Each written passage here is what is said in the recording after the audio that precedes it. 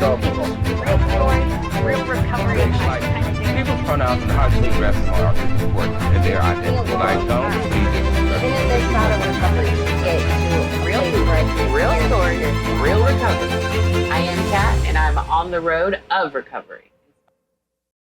My name is Sandy. I live in Batavia, Ohio, and I am recovering from drug addiction. Thank you so much for taking the time out of your busy schedule to come here to On the Road to Recovery. We're in Ripley, Ohio, which is a really cool place in Brown County, and we appreciate you taking the time to come out and talk with us, so thank you. So tell me a little bit about your childhood and youth. So I grew up in Covington, Kentucky when I was young. My father was a pretty bad alcoholic. My mom was an addict, but she also had severe mental illness. She's a paranoid schizophrenic.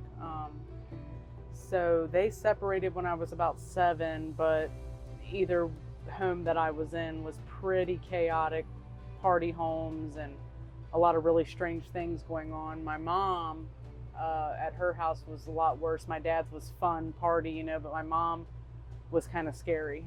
She was paranoid and she thought that like I had demons in me or something, She burned all my clothes because Satan touched them, that kind of thing.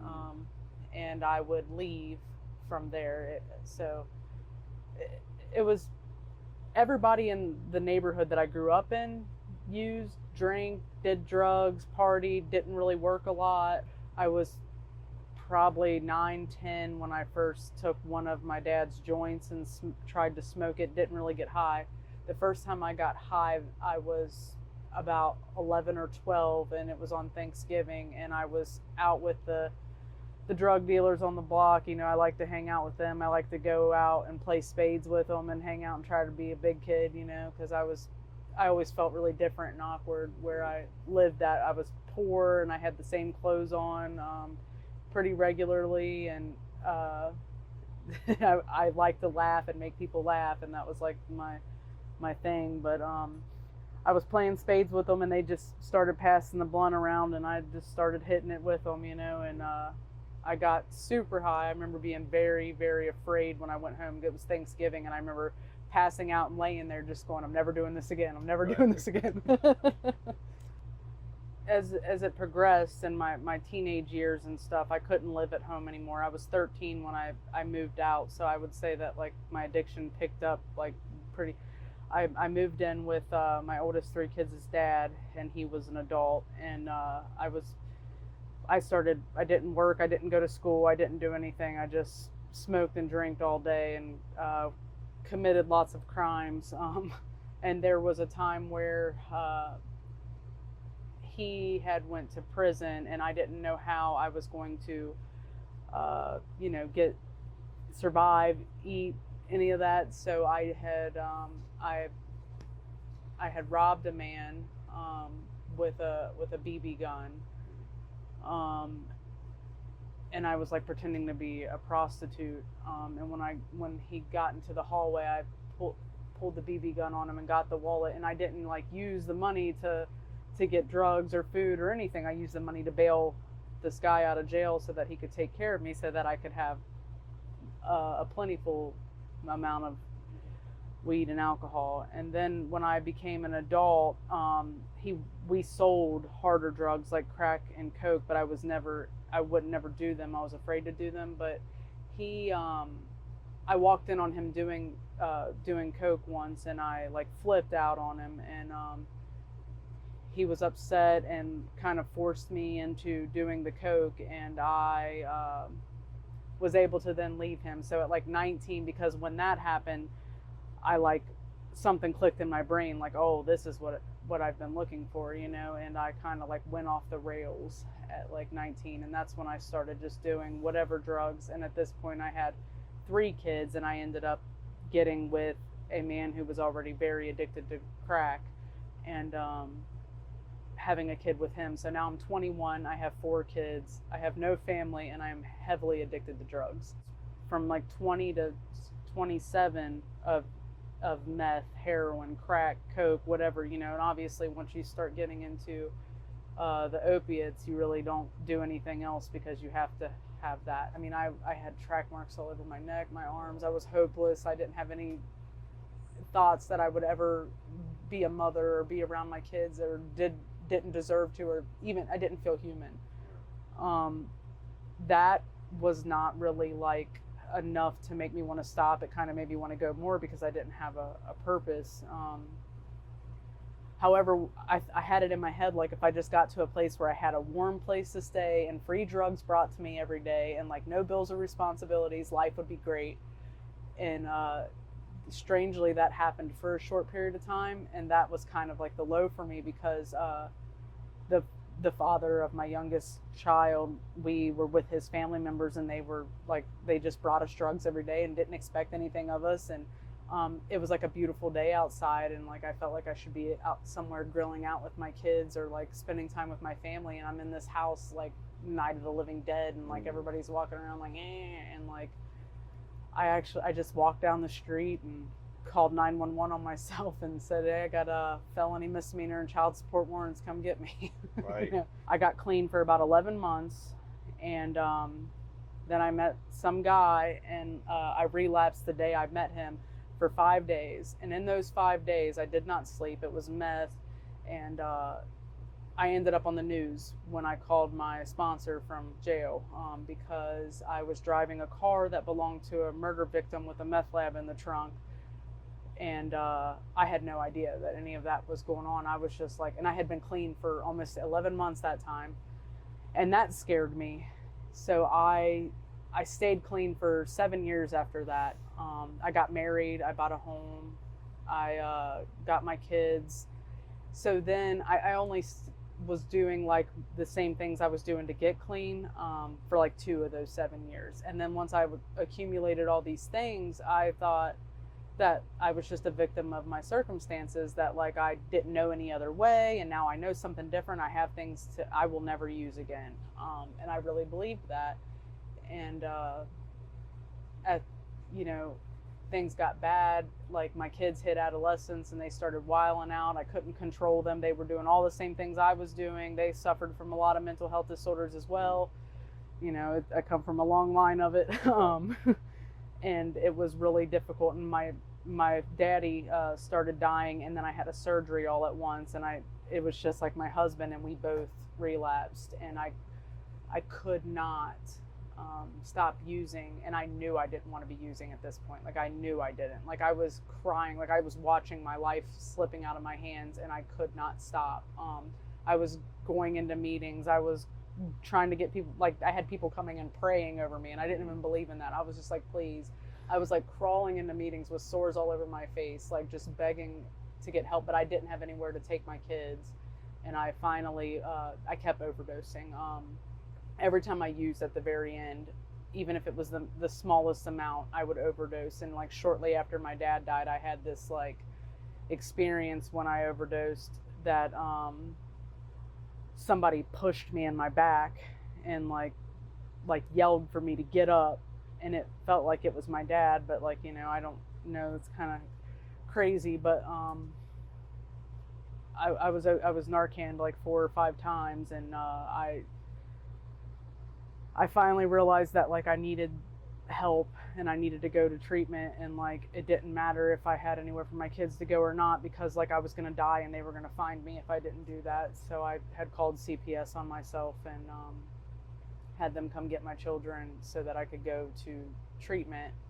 But I didn't get to stay very long because my kids ran away from the foster homes that they were at and blew the treatment center up until they would let me on the phone, because they normally don't, but my kids would not stop. And then they had went home to our house and said, Mom, what are you making for dinner? You need to come home.